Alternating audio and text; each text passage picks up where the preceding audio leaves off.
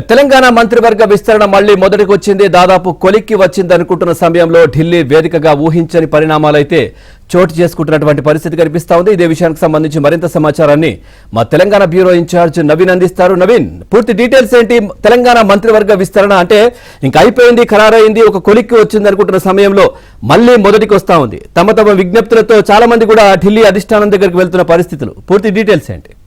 లోక్సభ ఎన్నికల ఫలితాలు వెలువడినప్పటి నుంచి కూడా మంత్రివర్గ విస్తరణ అదిగో ఇదిగో అంటూ ఊరిస్తూ వచ్చింది.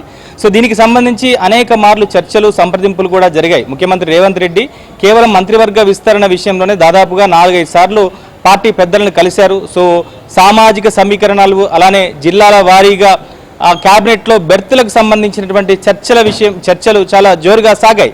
అయితే ఈ మంత్రివర్గ విస్తరణకు సంబంధించి ఒక క్లారిటీ అయితే గతంలో వచ్చింది. ఎందుకంటే 6 స్థానాలు తెలంగాణలో ముఖ్యమంత్రితో కలుపుకొని 18 మంది క్యాబినెట్ సహచరులుగా ఉంటారు. సో దీంట్లో 12 మంది ప్రస్తుతం క్యాబినెట్లో ఉన్నారు ముఖ్యమంత్రితో కలుపుకొని. ఇంకా 6 స్థానాలు ఇంకా ఖాళీగానే ఉన్నాయి. అంటే ప్రభుత్వం ఏర్పడి 15 నెలలు గడుస్తున్నప్పటికీ కూడా ఈ 6 స్థానాలు ఖాళీగా ఉండడం ముఖ్యమంత్రి వద్దనే చాలా కీలకమైనటువంటి శాఖలు ఉన్నాయి. సో దాంట్లో హోంశాఖ కావచ్చు, విద్యాశాఖ కావచ్చు, ఎంఏయుడి కావచ్చు, లేదా కమర్షియల్ ట్యాక్సెసే కావచ్చు, ఒక కీలకమైనటువంటి శాఖలు కూడా ముఖ్యమంత్రి వద్దనే ఉన్నాయి.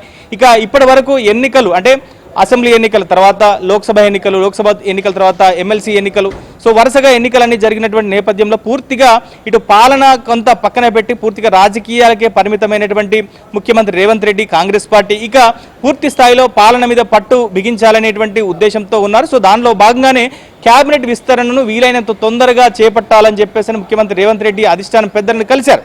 అయితే ఈ క్యాబినెట్లో ఎవరిని తీసుకోవాలి, ఈ 6 స్థానాల్లో ఎవరిని తీసుకోవాలనే దాని మీద ఒకంత క్లారిటీ అయితే వచ్చింది గతంలో. అంటే నలుగురితో భర్తీ చేసి ఆ తర్వాత లోకల్ బాడీ ఎన్నికలు, మున్సిపల్ ఎన్నికల తర్వాత మరో 2కి అవకాశం ఇచ్చి ఇక పూర్తి స్థాయి క్యాబినెట్తో పాలనను పరుగులెత్తించాలనేటువంటి ఆలోచనతో రేవంత్ రెడ్డి ఉన్నారు. సో ఈ విషయంలో హైకమాండ్ కూడా కొంత రేవంత్ రెడ్డి వాదనను కావచ్చు, రేవంత్ రెడ్డి సూచించినటువంటి వాళ్ళ పేర్ల విషయంలో కొంత వాళ్ళు సానుకూలంగానే స్పందించారు. కానీ సో క్యాబినెట్ విస్తరణకు సంబంధించి అంటే బహుశా రేపు క్యాబినెట్ విస్తరణ ఉండబోతుందనేటువంటి ప్రచారం జరిగింది. సో ఈ నేపథ్యంలో ముఖ్యమంత్రి రేవంత్ రెడ్డి ఇటీవల ఉగాది రోజున గవర్నర్ని కూడా కలిశారు. క్యాబినెట్ విస్తరణకు సంబంధించినటువంటి ముహూర్తాన్ని కూడా ఆయన ఖరారు చేసి వచ్చారనేటువంటి ప్రచారం కూడా సాగింది. దానిలో ఈ 4 బెర్తుల్ని తొలుత విస్తరించిన తర్వాత మిగిలిన 2 స్థానాల్ని మున్సిపల్ ఎన్నికల తర్వాత, లోకల్ బాడీ ఎన్నికల తర్వాత విస్తరిస్తారనేటువంటి ఊహాగానాలు అయితే జరిగాయి. సో ఈ 4 బెర్తులకు సంబంధించి కోమటిరెడ్డి రాజగోపాల్ రెడ్డి, అలానే నిజామాబాద్ జిల్లాకు సంబంధించినటువంటి మాజీ మంత్రి సుదర్శన్ రెడ్డి,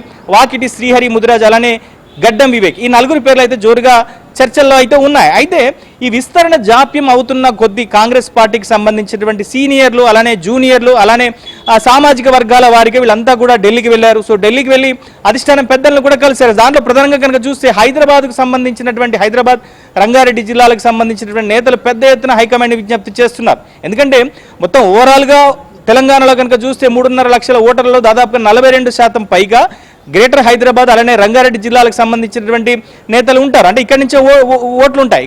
కానీ ఈ 2 జిల్లాలకు సంబంధించి ప్రాతినిధ్యం అనేటువంటిది లేకపోతే భవిష్యత్తులో సో ఇటు గ్రేటర్ హైదరాబాద్ సంబంధించిన ఎన్నికలే కావచ్చు, లేదా రానున్నటువంటి రోజుల్లో పార్టీ బలోపేతమే కావచ్చు, ఇంకా ఇతరత్ర కారణాలన్నీ కూడా ఉంటాయి. కనుక ఖచ్చితంగా ఈ 2 జిల్లాలకు సంబంధించి కనీసం 2 పదవులు ఇవ్వాలని చెప్పేసి డిమాండ్ చేస్తున్నారు. సడన్గా నిన్న సీన్లోకి జానారెడ్డి ఎంటర్ అయ్యి కేసీ వేణుగోపాల్కు లేఖ రాయడం, సో హైదరాబాద్, రంగారెడ్డి జిల్లాకు సంబంధించిన ఎమ్మెల్యేలంతా కూడా అధిష్టానం పెద్దలను కలిసినటువంటి నేపథ్యంలో సో మరోసారి చర్చలు జరుగుతున్నటువంటి పరిస్థితి కనిపిస్తుంది. ఇక లంబాడ సామాజిక వర్గానికి ఈసారి క్యాబినెట్లో ఎక్కడ కూడా స్థానం లేకుండా పోయింది. వచ్చే విస్తరణలో కూడా స్థానం ఉండదు అనేటువంటి అయోమయం ఊహాగానాల నేపథ్యంలో ఆ సామాజిక వర్గానికి సంబంధించినటువంటి నేతలు కూడా అధిష్టానం పెద్దలను కలిశారు. ఇక మాదిగ సామాజిక వర్గానికి సంబంధించి కూడా తమకు అవకాశం ఇవ్వాలని చెప్పేసి కొంతమంది నేతలు కలుస్తున్నారు. సో మరోవైపు ఇటు బీసీ కమ్యూనిటీకి సంబంధించి కూడా పెద్దగా ఈసారి కేవలం కొండా సురేఖ అలానే పొన్నం ప్రభాకర్ ఇద్దరు మాత్రమే బీసీ సామాజిక వర్గాలకు సంబంధించిన నేతలు ఉన్నారు.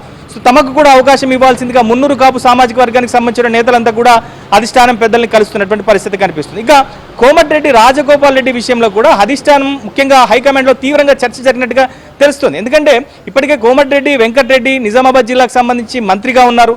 సో ఆయన తమ్ముడుగా ఉన్నటువంటి కోమటిరెడ్డి రాజగోపాల్ రెడ్డికి క్యాబినెట్లో బెర్త్ కనుక ఇచ్చి మిగిలిన సామాజిక వర్గాలకు కనుక అవకాశం ఇవ్వకపోతే కాంగ్రెస్ పార్టీ ఒకంత ప్రజల్లో ముఖ్యంగా ఆయా సామాజిక వర్గాల్లో ఒక నెగిటివ్ టాక్ తెచ్చుకుంటుందనేటువంటి అభిప్రాయం నేపథ్యంలో సో మరోసారి చర్చలు జరపాలనేటువంటి ఆలోచనతో హైకమాండ్ ఉన్నట్టుగా తెలుస్తోంది. ఇక విస్తరణకు తొందర వద్దు అని చెప్పేసి రాష్ట్ర పార్టీకి సంబంధించిన నేతలకు అలానే ముఖ్యమంత్రి కూడా చెప్పినటువంటి నేపథ్యంలో సో మరోసారి చర్చలు జరిగేటువంటి అవకాశాలు అయితే కనిపిస్తున్నాయి. సో ఇప్పట్లో కేబినెట్ విస్తరణ ఉండదనేటువంటి ప్రచారం అయితే ఢిల్లీలో జోరుగా సాగుతుంది. పవిట్.